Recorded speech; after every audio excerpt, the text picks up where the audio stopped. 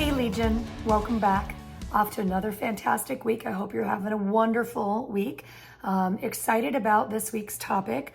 Got a lot of great feedback from last week's topic. I know when you start something off, when you're talking about the big O, everyone makes a lot of assumptions about what you're talking about. But it led into knowing yourself a little bit more. And when I say the word self, it brought up a couple of really great topics for us as women to make sure that we're really monitoring ourself. And when I talk about self, I'm talking about three specific things. One is our self-efficacy. Two is our self-confidence. And three is our self-assuredness. Now, I know a lot of people say those three things could be very similar, but I want to define them and explain them about how very different they are and what they mean to build into you in increasing your self-confidence, your self-efficacy, and ultimately your self-assuredness. So make sure to subscribe. Looking forward to sharing you the three selves. So let's start with the first self, which is self-efficacy. And to me, that one really holds true because it really goes across all the channels of our lives. Everything that we do that promotes our power to affect situations that we're facing. So if you remember last week when we talk about obstacles, this is the same thing that we're going to tackle when we're looking at self-efficacy. It's your belief in your ability to really have that strong sense of yourself and self-efficacy that your human accomplishment can overcome anything that you're faced with. And those obstacles are definitely going to be broken down by your strong self-efficacy. Your strong efficacy is that sense of self, your ability to view challenges as opportunities and how you're going to overcome them. And remember, we talked about opportunities last week as well as part of the 3 O's. So it's interesting how all of these topics kind of intertwine.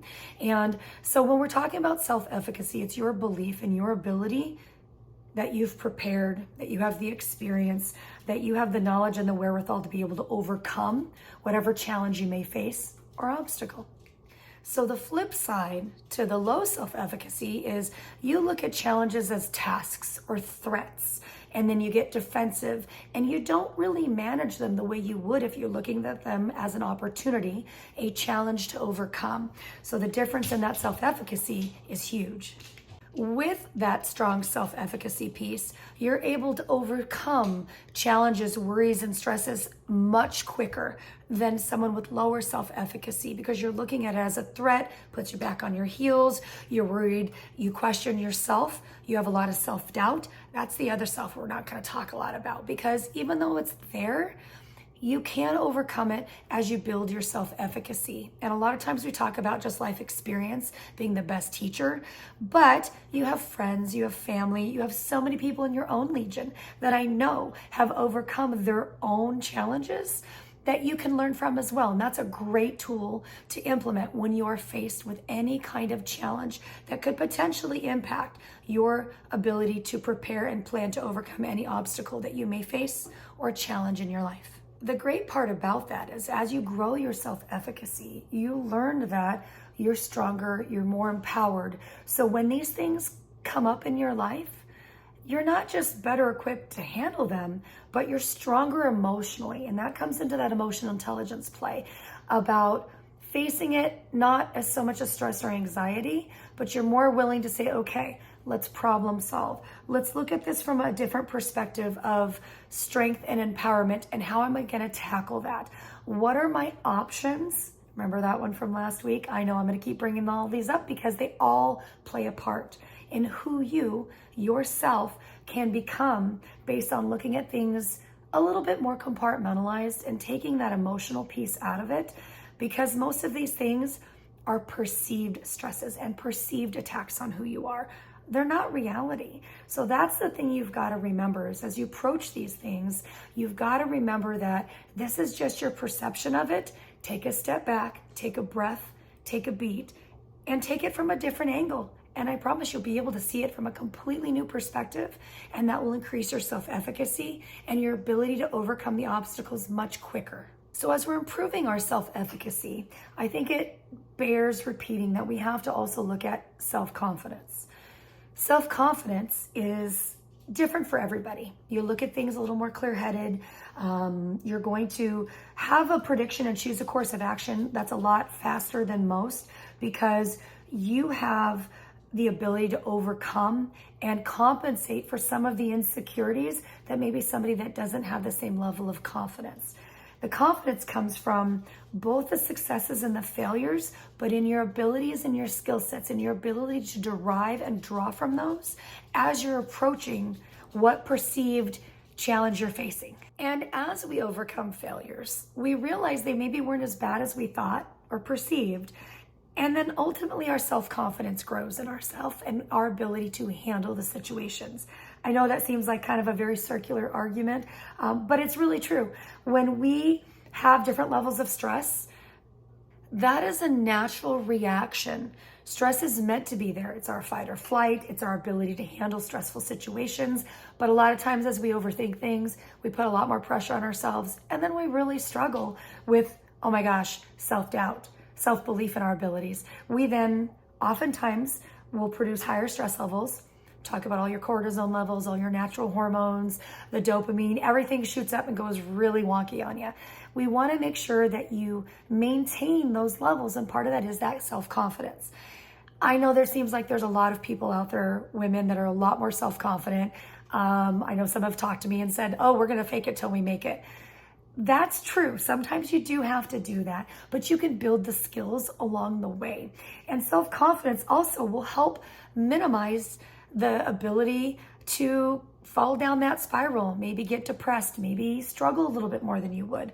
So you have to take that breath. I always talk a lot about deep breathing exercises as it helps you, but self-confidence is going to be able to help you succeed in ways that maybe you hadn't realized because you're stopping to think about it. But remember, self-confidence really comes from experience. I go back to that all day long, and it's 100% true. As you learn the epic successes and the epic failures, they're all opportunities to learn. When I'm working with clients, again, if I'm working with athletes, I always say feedback, good, bad. It's always an opportunity to say, what am I supposed to learn from this? What is this teaching me that I can take into the next experience so it's less painful, less stressful, less of a challenge? And that's where your confidence will definitely rise. And so as your self-confidence increases, your self-efficacy, your ability to believe that you can now influence situations in your life, you can now be the arbiter of your normality. You get to create the opportunities based on those options because the obstacles aren't so bad. And that is a really cool place to be. And you get there, but it takes practice. Every day, it starts with little things, whether it's your day at the grocery store or a challenging situation when you're driving, somebody frustrates and cuts you off or something along those lines. How you handle those, treat them as opportunities, learning opportunities. You'll get more confident, you'll breathe, you'll realize it's maybe not that big of a deal. You learn how to pick your battles. It is eye-opening, and there's so many things around you that if you look at it, will improve your self-confidence just by little phrases to yourself. You got this. I know you can do this. I am so blessed with a great legion. I get a lot of support. I give a lot of support. We're always bouncing ideas. In my book, we talk a lot about the little quips and the little quotes that we talk about on how we promote and support each other. And that's a really great way. I know there's been a lot of people out there that put stickies on their mirrors, their daily reminders. Journaling is fantastic, whether it's around your computer monitor, whatever that looks like, whatever you need to be able to prop yourself up. Go into the mirror, give yourself the high five. Mel Robbins talks a lot about that. I started doing it. It's amazing what happens when you look in the mirror and you look at your face. Tell yourself you've got this. Tell yourself you're amazing, you're beautiful, you're smart, all of those things. Start doing it for the women around you as well. Send a text just randomly. Hey girl, thinking about you. It's amazing what it does for your mood enhancement as well. So your self-confidence shoots up and skyrockets amazingly when you're supporting other women along the way. The journey is for all of us to take. And with the self-efficacy and self-confidence piece, you will have the sky's the limit in anything that you do. If you believe in your ability to do it, and with it comes the hard work, the ability to grind, the resiliency, and you know in your heart, you got this, because I know you got this. Go get it, Legion. as we explore the self-confidence piece, it's something else I want to talk about is the trust in your personal judgment, the trust in your ability, your satisfaction in how things turn out, maybe your prediction of how you thought something was going to turn out. I have a lot of my athletes and my clients play the if then, if this, then that game. And that game is about if this happens, what are my options? If that happens, what are my choices? What are my opportunities? It's the if this, then that game. And as you do that more and more, it is a great way to cycle through your ability to make decisions, to increase your self-confidence, your trust in yourself. And as you achieve goals, even little goals, whether it's get up, make sure you took the garbage out, you made garbage day if it's recycle day, if it's you're going to pressure wash your patio, if it's I'm going to make sure all the laundry's folded before I leave for the day, if it's in the evening doing food prep, meal prep's a big one, planning ahead. I know it takes time, it takes thought process to get out of a normal routine. But again, I go back to routines. One of my favorite ladies, don't hate me for it. Routines are crucial. Get into those and you'll find that your ability to do more and more, working out, yoga, journaling, meditating, taking those walks in nature, all crucial pieces that will absolutely help support and allow you to negotiate your ability to influence your self-confidence, and it'll increase tenfold, but you got to do the work. And I know I go back to doing the work again, but there's no way around it. And at the end of the day, it's really not bad work. It's easy work.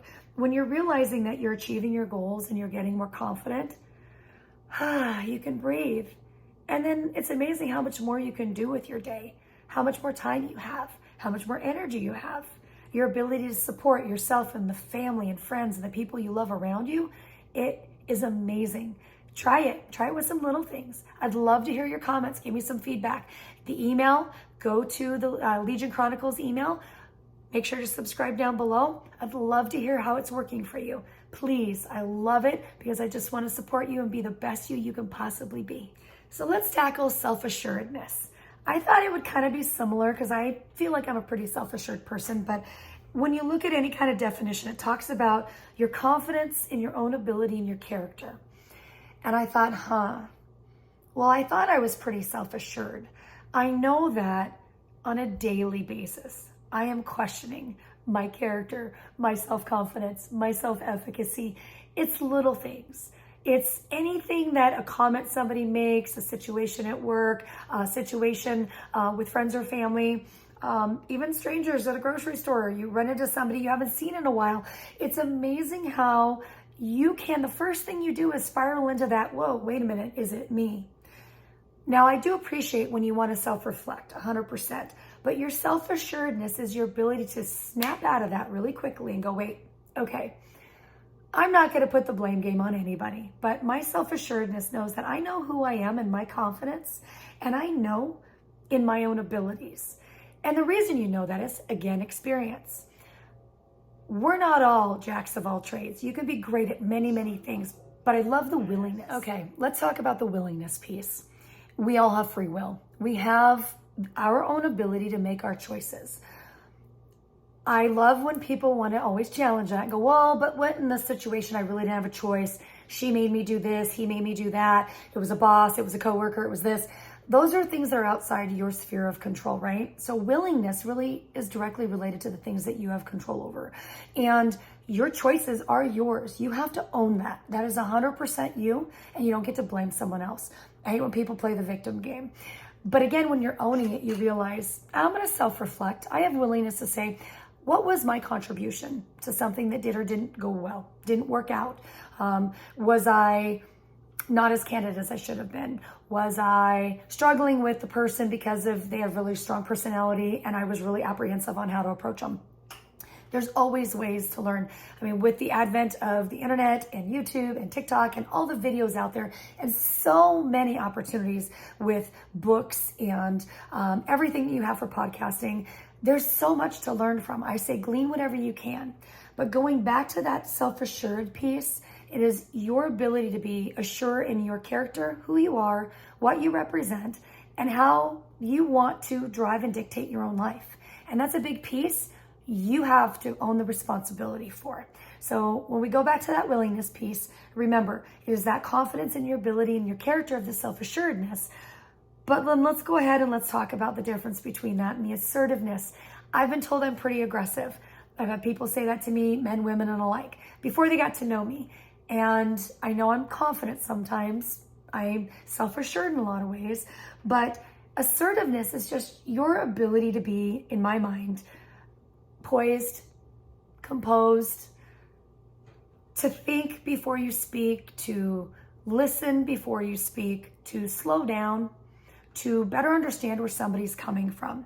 And so when we're talking about how the self-efficacy, the self-confidence, and the self-assuredness, those three pieces all come into play, they all are part of the trifecta of self, in my opinion. And that's where we're going with this. So the trifecta of self for this podcast is specific to you finding tools, ways to question yourself, way to enhance that. Because ultimately, not everybody is perfect, right? Remember the 80-20 matters meter.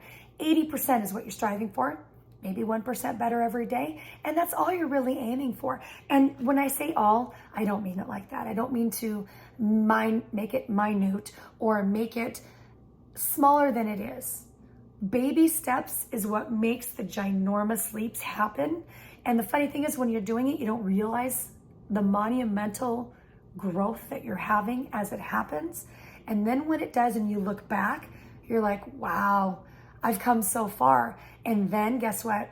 You're more motivated to go that much further. You'll have setbacks. You'll have pieces that start to challenge you. And you are challenged a lot of times right before you make that big breakthrough. And you got to remember that. But I always say also, you're not alone in this. You have the Legion, you have me, you have your friends, you have your family. You have so many things, so many opportunities, so many resources at your fingertips. Please reach out. Would love to hear from you. I'm going to wrap it up for this week. Let's get after that self-efficacy, that self-confidence, and that self-assuredness that I know is in you, Legion. You get at it and you have a great week.